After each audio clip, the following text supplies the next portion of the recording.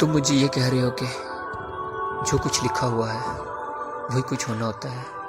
मैं मानता हूँ और बहुत यकीन रखता हूँ इस चीज़ पे कि खुदा के कुन के बगैर इस दुनिया में कुछ भी मुमकिन नहीं। मगर ये भी सच है कि उसने अपने बंदे को अशरफुल मखलूक़ात बनाया है और बहुत कुछ उसके ऊपर भी छोड़ दिया है। वो चाहता तो तख्लीक करते हुए हमारे माथे पर लिख देता कि ये शख्स अच्छा है और ये शख्स बुरा है।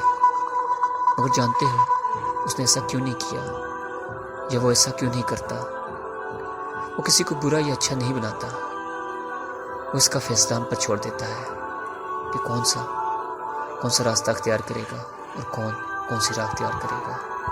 और फिर वो रोज़ हमें तौबा की मोहलत भी देता है, रोज़ हमें एक नया मौका देता है, क्योंकि वो जानता है कि कोई भी हमेशा एक सा नहीं रहता।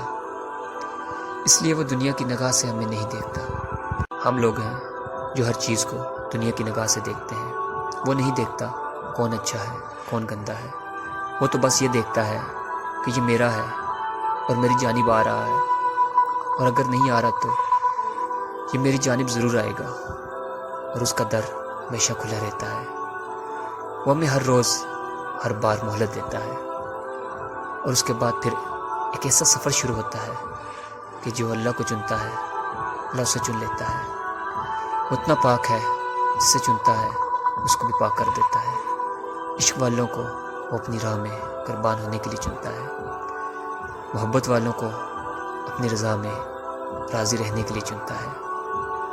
सब्र वालों को अपनी राह में आजमाइश से गुजार कर पाक होने के लिए चुनता है। हदायत वालों को अपनी राह की जस्तजू में चुनता है, और जिसे वो चुन ले फिर उसे आम से ख़ास कर देता है।